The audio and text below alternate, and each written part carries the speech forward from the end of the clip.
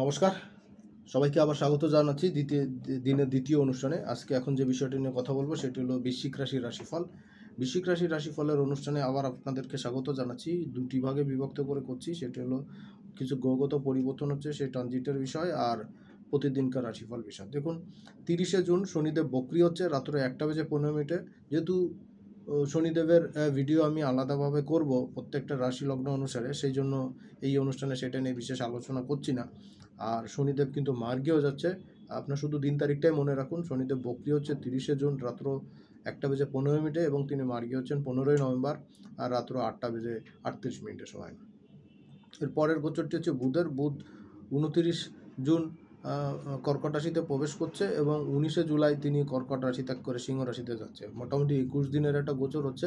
Normally বুধের গোচরটা সাধারণত 18 দিনের হয়ে থাকে, সেইখানে কিন্তু বুধের গোচরটা 21 দিনে হচ্ছে। একটু টাইম নিচ্ছে, একটু স্লো গতিতে বুধ কিন্তু চলবে। তো বুধের গতিতে আপনাদের জন্য ভাগ্যের কর্মের উন্নতির জায়গাতে কিছু পরিবর্তন আপনারা পাবেন। আর বুধের ভিডিও অলরেডি আমি আপলোড করেছি, যারা দেখেছেন তো, যারা না দেখেছেন তারা সেখান থেকে প্লে লিস্টটিকে দেখে নিতে পারবেন। আর আপনাদের সাবধান সতর্কতা জায়গাগুলো আলোচনা করেছি।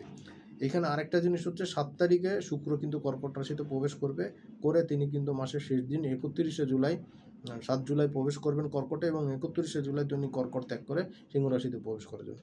এরপরে 16 জুলাই সূর্যদেব প্রবেশ করে যাবে আপনার 16 জুলাই সূর্যদেব প্রবেশ করে যাবে কর্কট রাশিতে এবং তিনি 16ই অগস্ট 31 দিনের গোচর করার পরে তিনি কিন্তু সিংহ রাশিতে গিয়ে সক্ষেত্রী হবেন। তো এই সঙ্গে সঙ্গে আরেকটা গোচর হচ্ছে আপনার মঙ্গলদেব 12 জুলাই কিন্তু বৃষ রাশিতে প্রবেশ করছে তার নিজের ঘর মেষ রাশি ত্যাগ করে এবং 26শে অগস্ট কিন্তু তিনি এইখানে থাকবেন। তারপরে কিন্তু তিনি বৃষ রাশি ত্যাগ করে মিথুন রাশিতে চলে। দেখুন, এতগুলো গ্রহ ট্রানজিটের পরে অবস্থান পরিবর্তনের পরে আপনার কর্মের ভাগ্যের তো কিছু পরিবর্তন আসছে, সেই বিষয়টা নিয়ে আলোচনা করছি। বৃশ্চিক রাশির ক্ষেত্রে 2-3টা জিনিস কিন্তু বিশেষভাবে গ্রহণযোগ্য হচ্ছে যে ভাগ্যস্থানে কিন্তু অনেকগুলো গ্রহের পরিবর্তন হচ্ছে।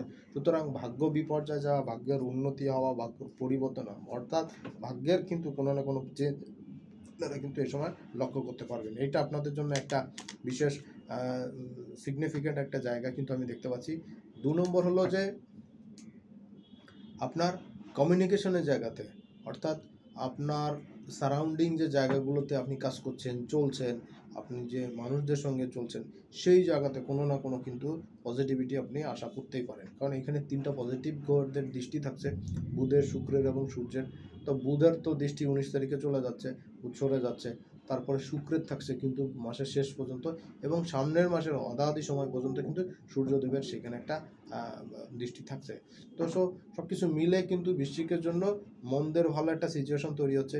আর তার চেয়ে বড় কথা হলো মঙ্গল কিন্তু আপনার রাশির উপরে দৃষ্টি প্রদান করছে, সপ্তম দৃষ্টি এবং দ্বিতীয় দৃষ্টি প্রদান করছে। তো আপনার মধ্যে কিন্তু একটা তেজি ভাব কিন্তু এই মাসটাতে আপনি অনুভব করতে পারবেন পুরো সময়টাতে মঙ্গলের গোচরে। আর সবচেয়ে বড় জিনিস হচ্ছে যে ইনকামের জায়গা থেকে কিন্তু মঙ্গল আপনাকে কিছুটা নেগেটিভিটি কিন্তু প্রতিহত করবে, কিছুটা পজিটিভিটি কিন্তু দেবে।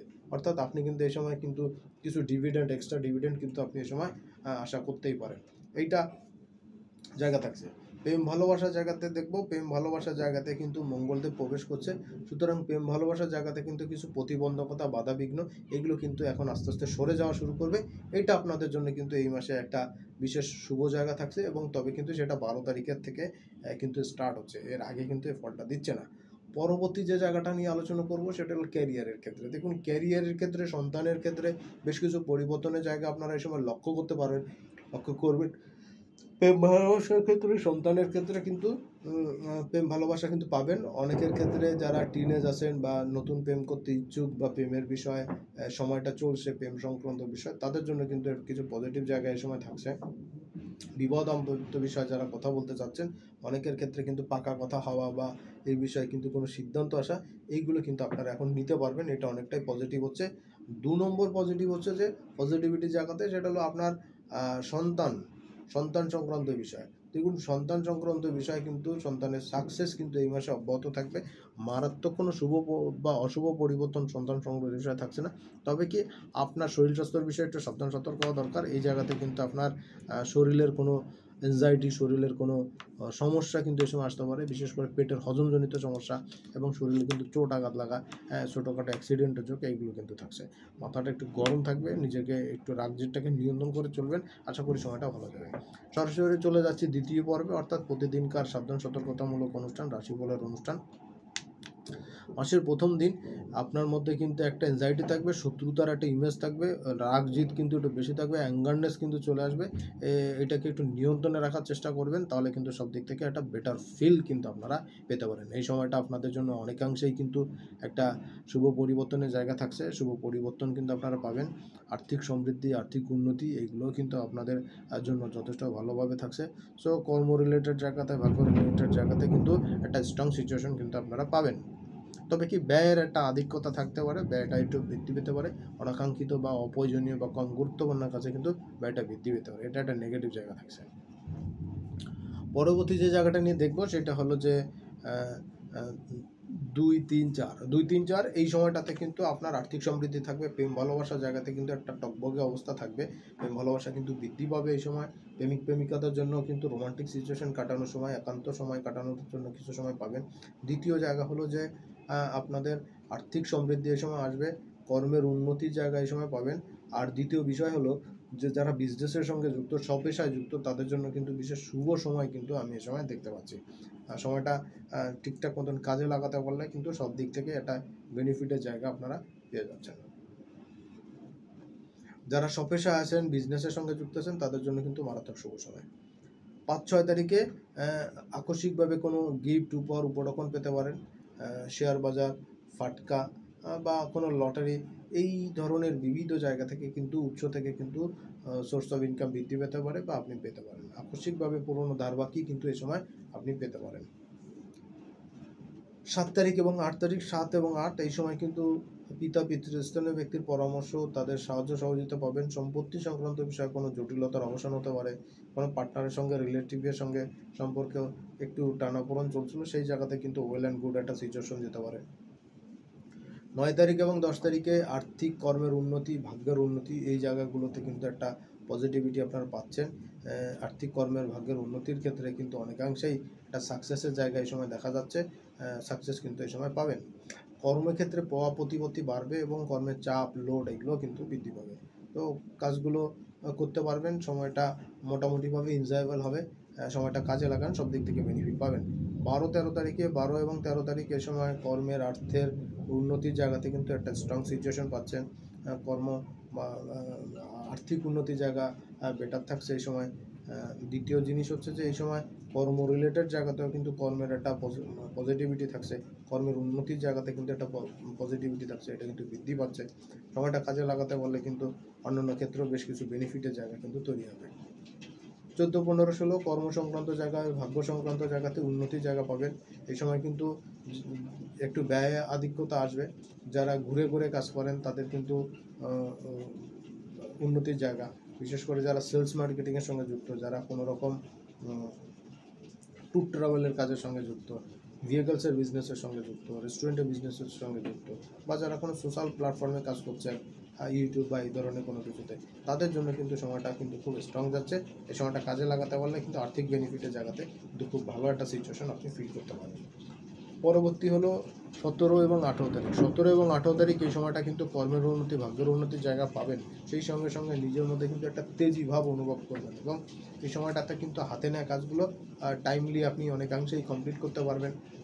আপনার মন মানসিকতার মধ্যে একটা উত্তেজনা, অস্থিরতা থাকবে। যারা বিজনেসের সঙ্গে যুক্ত, স্বপেশায় যুক্ত আছেন, তাদের জন্য একটা সাফল্যের জায়গা এই সময় পাচ্ছেন। এই ধরনের সমস্ত কিছুতেই কিন্তু একটা পজিটিভিটি এই সময় বিরাজ করবে, আর্থিক উন্নতি, আর্থিক সমৃদ্ধি কিন্তু থাকবে। সময়গুলো কিন্তু আপনার জন্য অনেকটাই ওয়েল অ্যান্ড গুড সিচুয়েশন কিন্তু আমি দেখতে পাচ্ছি।